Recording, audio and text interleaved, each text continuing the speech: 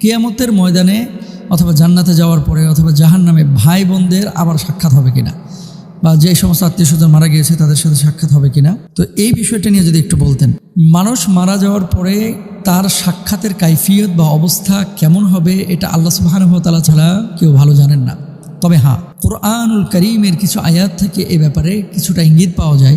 সেখান থেকে বোঝা যায় যে মৃত্যুর পরে যে আখিরাতের জিন্দেগি, মৃত্যুর পরে কিয়ামতের ময়দানে যখন আমরা উঠব, এই কিয়ামতের ময়দানে উঠার পরে একে অপরের সাথে সাক্ষাৎ হবে, মোলাকাত হবে। এখন কোন জায়গায় সাক্ষাৎ হবে? কিয়ামতের ময়দানেই সাক্ষাৎ হবে। হাদিসের মধ্যে দেখেন আল্লাহ সুবহানাহু ওয়া তাআলা রাসূল সাল্লাল্লাহু আলাইহি ওয়াসাল্লাম নিজেও বলেছেন, আম্মা আয়েশা সিদ্দিকা রাদিয়াল্লাহু তাআলা বলছেন, ইয়া রাসূলুল্লাহ, কিয়ামতের ময়দানে আমরা কি কোনো সুযোগ সুবিধা পাবো না আপনার স্ত্রী হিসেবে?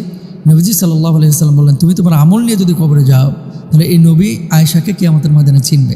আয়েশার সাথে নবীজি সাল্লাল্লাহু আলাইহি ওয়াসাল্লাম দেখা হবে, উম্মতের সাথে নবীজি সাল্লাল্লাহু আলাইহি ওয়াসাল্লাম দেখা হবে। কোরআনুল কারীমে আল্লাহ বলছেন, ইয়াউমা ইয়াফিরুল মারউ মিন আখি ওয়া উম্মিহি ওয়া আবি ওয়া সাহিবাতিহি ওয়া বানি। ভাই ভাইয়ের থেকে কিয়ামতের ময়দানে পালাবে, বাবা সন্তানের থেকে পালাবে, সন্তান বাবার থেকে পালাবে, মা সন্তানকে চিনবে না। এবং একাধিক হাদিসের মধ্যে এই সমস্ত বিষয়গুলো আছে, কোরআনুল কারীমের আয়াত আছে।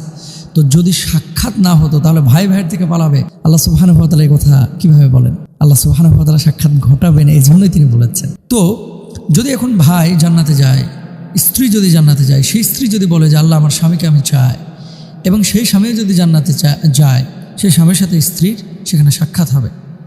সেই ভাইয়ের সাথে ভাইয়ের, বোনের সাথে বোনের, বাবার সাথে সন্তানের, মায়ের সাথে সন্তানের, এভাবে সাক্ষাৎ আল্লাহ সুবহানাহু ওয়া তাআলা করাবেন।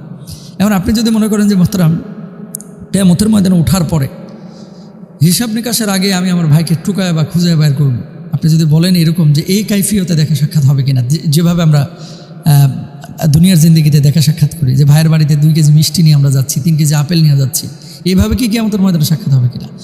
দুনিয়ার যে কাইফিয়ত বা যে অবস্থা, সেই অবস্থায় কিয়ামতের ময়দানে সাক্ষাৎ হবে কিনা, এই ব্যাপারে আসলে কোনো আলেম ওলামা কেউ সুস্পষ্টভাবে বলতে পারবেন না। যেভাবে আল্লাহ সুবহানাহু ওয়া তাআলা সাক্ষাৎ করাবেন, সেইভাবেই কিয়ামতের ময়দানে সাক্ষাৎ হবে। এখন আপনার আমার করণীয় কি বলেন তো? আপনার আমার করণীয় হচ্ছে আগে জান্নাতে যাওয়ার জন্য চেষ্টা করা, নিজেদের আমলগুলোকে পরিশুদ্ধ করা, এবং সে আমল করে আল্লাহ সুবহানাহু ওয়া তাআলার জান্নাতে যাওয়ার জন্য প্রস্তুতি নেওয়া। এখন আমল নাই, জাহান্নামে যদি ভাইয়ের সাথে ভাইয়ের দেখা হয়, একবার না, প্রতিদিন সকাল বিকালও যদি দেখা সাক্ষাৎ হয়, লাভটা কি? ধরেন আপনার মায়ের সাথে জাহান্নামে দেখা হয়েছে, আল্লাহ মাফ করুক, আল্লাহ কাউকে জাহান্নামে না দেখ, লাভটা কি? এই জন্য জান্নাতে আগে যেতে হবে। জান্নাতে গেলে আল্লাহ সুবহানাহু ওয়া তাআলা কত ধরনের নাজ নিয়ামত ব্যবস্থা করবে, সুবহানাল্লাহ।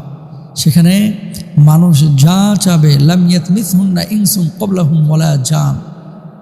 ওই যে জিন জাতিকে আল্লাহ সুবহানাহু ওয়া তাআলা তাদেরকেও তো জান্নাত দেবেন, যারা সৎ জিন, যারা আমাদের এই দুনিয়া থেকে বিদায় নিয়ে আখিরাতে যারা উঠবে, সৎ কাজ করে যারা উঠবে, আল্লাহ সুবহানাহু ওয়া তাআলা সূরা আর রহমানের মধ্যে বলছেন যে এমন হুর তাদেরকে দেওয়া হয় যাদেরকে কেউ স্পর্শ করে নাই। আবার সেখানে তারা যা চাইবে আল্লাহ সুবহানাহু ওয়া তাআলা সেখানে তাই ব্যবস্থা করে দেবেন। আগে জান্নাতে যেয়ে নেন, যাওয়ার পরে এবার সাক্ষাৎ কার সাথে হবে কার সাথে হবে না এটা পরে। জান্নাতে যাওয়ার পর আপনি সাক্ষাৎ অবশ্যই পাবেন, ভাই বোনের সাথেও আপনার সাক্ষাৎ হবে ইনশাআল্লাহ। আগে আমাদের চেষ্টা করতে হবে জান্নাতে যাওয়ার। আল্লাহ তৌফিক দান করুন।